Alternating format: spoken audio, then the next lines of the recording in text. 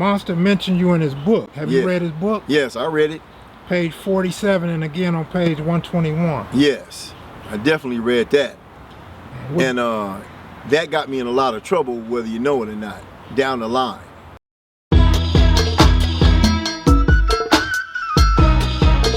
Them chapters right there,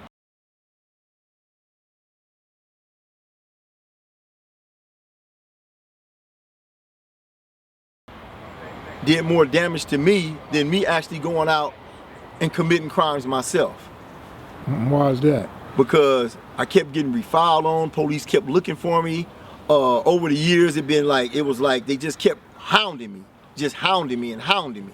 You know, it slowed down back in the late 90s, you know, but I don't put nothing past nobody. That's because some shit he wrote. Yes, because something he wrote. Yeah. And it was real, and you know, it wasn't good because what he wrote got me in a lot of trouble.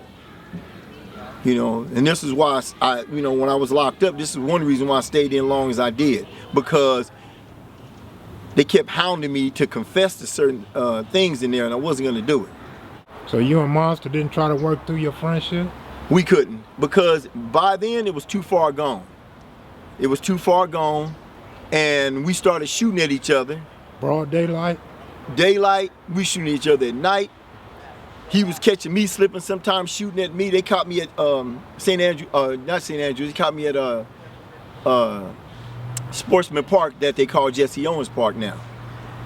And they caught me fair and square, caught me, my brother, and two of the homies. And it was like about 70 of them. And they shot at us, chased us all the way out the park shooting at us. I mean, what can we do? I got mad, went over there and shot at them. Then they came back and shot at us. Then it was just going back and forth. We didn't care what time of day it was, because back then we didn't have gang laws as they have now. We could ride 6 deep. We could mob down the street 30 deep. So we was just going at it back and forth. So one day, like I said, the friendship finally came to an end when he called my house one day, made the threat. We coming around in the murder van, and it went all bad from there. So he ended up getting shot at Western Surplus. They picked me up that morning, booked me in for, first they said it was murder, right? Then they tricked me because they had me believing he was dead. Then I went to the county jail and they had an attempted murder. You wasn't the only one involved though, but it was the only, but you know, I didn't want to bring their names up right now, yeah. Did they face charges? No, I was the only one in that county jail for that. First time you went to the county jail, what was the relationship like with the H-Ray gangsters? Okay, first time I went to the county jail, well, actually it was several times I went to the county jail, and we used to fist fight, you know, and that's what all was to it. You know, we did a lot of fist fighting, packing each other out, dogging each other out whenever we can catch each other. It was on site? Yeah, it was on site. You know, it was on site. Did you go to 4800? And no, well, when I left the county jail, 4800 wasn't even invented yet. You know, it was invented after the fact. So we was just all over. So the homies would pick just a module, like I think it was 3600 then. So that's the road we was on at the time. This was before 48 came out. And by then I was in the pen, and now that's when I started hearing about 4800, 47, 48 and all this stuff. But when I was there, you was just all over. All the homies just tried to get just one roll and just stay together, and everybody that was clicked up with whoever they was from, they all tried to get one roll for themselves before the sheriffs did it for us. But when you hit the penitentiary, what was the first pen you hit? The first pen I hit was Folsom, and then I did 10 years at Tracy. But when you first hit Folsom, what was the relationships like with the gangsters? See, the thing about it was, now this is funny, by the time we hit prison, right, all the 60s and H-Rays that was our age, we didn't do no fighting and stuff with each other then. Because I'm going to tell you something I thought was kind of strange and funny. We was all sitting in the bleachers one day, right? It was some of the gangsters, some of the 60s, and we all talking about, you know, things of the past, what we used to do. And I said to myself, it's funny that we was on the street trying to kill each other, right? But now we sitting up here kicking it in the bleachers, right? Laughing about how we used to catch each other, you know? And it was funny at that moment because, you know, it's always funny when you almost get caught. So you can laugh about it later on. But it really wasn't no drama between, like I said, the ones that was my age that was in prison. Now, a lot of them did, you know, we didn't like bond together or kick it together on the yard, but if we seen each other, we was cordial. So who was the fight against in there? The fight against in there mainly was other races. You know, Mexicans, whites, you know, anybody that opposed Crip. Because at the time, right, the Crips and Bloods, right, had just got in prison deep. By 83, 84, they finally got deep in prison because before that, you really didn't have a lot of Crips and Bloods in prison back then. And I don't know if it was by design, but when the 84 Olympics came out, and this is just my opinion, I ain't never seen that many Crips and Blood go to prison at the time of that 84 Olympics. And when they all took us to jail, we was herded in there like cattle. And convictions was like this. It was convicting us fast. So I already kind of figured that out, right? Because I was always a person that can figure out things fast when it's going bad against me. So when we all hit prison, like I said, 83, 84, 85, we was in there deep. We was in there real deep. And so the ones we were fighting against, like I said, we was fighting against, like I said, the guys up north, you know, because they figured that we was a threat to the prison system, right? And looked at us as young and reckless. And we looking at ourselves as we young and you're not gonna tell us what to do. So we was going at it back and forth, back and forth, back and forth, fist fights, getting stabbed, getting stuck, and it was bad. And then when we wasn't fighting them, our own, we was fighting the Mexicans, you know? Well, what about the BGFs? Yeah, that's what I'm talking about, the ones up north. What about the Bloods? BGFs. Now the Bloods, we was fighting them real tough because a lot of people don't know this. At the time, we was fighting for control of DVI at Tracy. And so we kind of fought a lot of Bloods and they ended up sending a lot of them to Soledad and the Crips stayed at Tracy.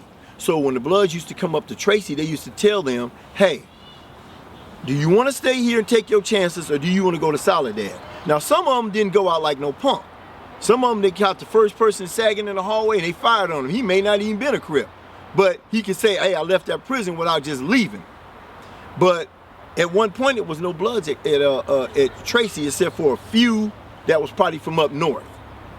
You know, then when the LA riots happened, that's when everybody said, hey, you know, all this fighting black on black crime and violence in prison, you know, look what happened with the LA riots. So everybody became cordial with each other.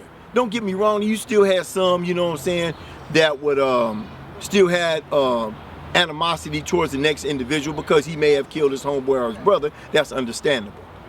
But besides that, everybody was cordial with each other. So the only ones we had to fight then was BGFs up north, and you had to fight the Mexicans and the whites. So that's what it ended up becoming after 1991. You know. What was your stance when CCO and Blue Notes and all that jumped off? See, when, I call them the paperwork gangs, when all that came out, I never got hooked up in that. Because my stance was this, right? A piece of paper is not gonna make you any tougher. You know, you might have to follow by codes and regulations, but it's not gonna make you tougher. So I'm like this, right? My view was, I came in here from 6-0, that's how I was leaving.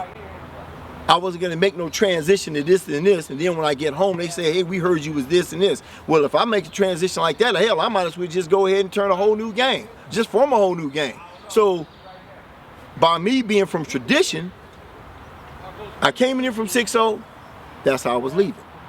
So it wasn't gonna be no in-between. Did you teach that to the youngsters? Yeah, I told a lot of youngsters that when they was in there, I said, look, homie, I said, you gotta realize something. If you end up flipping over, you got to answer to that when you come home. So, because you got to realize something.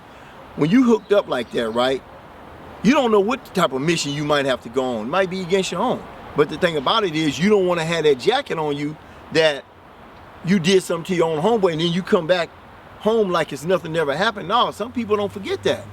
Did you ever run across motor mouths in the system? You know what?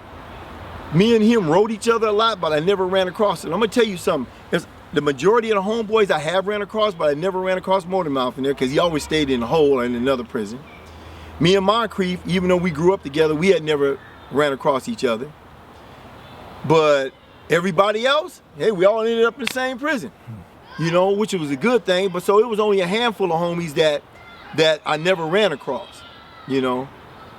But we used to write each other. And you try to get to the prison that we was at. You know how that went. Hey, homie, try to get to this prison. I try to get to that one. When I got to Lancaster, the majority of that whole prison was almost at every major gang that was in LA, which was cool because we all knew each other. It was like one big party. You know, when I got there, I was like, damn. You know, I hadn't seen this dude for a long time. I even had some Bloods and VNGs walking up there hugging me, talking about, damn, Pretty, I ain't seen you in a long time. Did you run across Mumbles in there? Mumbles, the last time I seen Mumbles was, and seriously, last time I seen him was a week before I went to prison. I was over his house, he had just got out, and I went over there helping his brothers work on his lowrider, and that was the last time I seen him. Did you run across Monster in there? No, you know what? Out of all the terms I've been in prison, I had never ran across him, but he did write me. He did write me when he was in Pelican Bay. And I wrote him back and asked him, why did he write that book, right? Because it's going to be his downfall in the future. Well, it's not like we didn't know it was coming because it ended up being his downfall. But he wrote me and I was kind of hot. I ain't gonna lie, I was mad because I didn't want my name in print due to the fact is I had so much baggage, legal baggage on my head. And I wasn't trying to end up on death row either. So you was fighting multiple cases? Yes. Even when you made it to the pen? I was fighting cases when I made it to the pen and was getting refiled on later on. So they was trying to send me to death row and I beat it. But like I said, is they was trying to clean the books up for stuff that I beat in court when I was young. So my thing was, that was always my fear right there. It wasn't my fear fighting anybody or getting into a war with anybody. My fear was that unexpected letter coming from the courthouse. That was my fear. What was your original sentence? It was, my original sentence was 27 to life. And how much time did you do on that? I did some time. Did more than 27? Yep. I did some time, 32. So you was, it's safe to say you was in a lot of riots, right? Yes, a lot of them. You know, that's how I got this scar across my eye. But yeah, I was in quite a few riots, had a few stickings. How long was you on level 4? About, about 12 years. What year did you parole? 2015. And what have you been doing the last 2 years? Well, since I've been home, right, I got to give the homies right when they reached out. They reached out and financially took care of, you know, the things I needed, right? So I got myself a job, you know, and got me a ride, which I was grateful for. And so I've been working, you know, doing construction, warehouse work, but you know, it's something to keep me busy. But I also been writing music, which a lot of people probably seen my music on Facebook, YouTube, and I'm trying to, like, you know, trying to get myself secure musically so I can secure myself financially. So when I leave this earth, you know what I'm saying, I can say I did something good, you know? And a lot of people don't know this about me also. See, I never drank, I never smoked weed, I never smoked cigarettes, I don't even drink coffee, never got high in my life.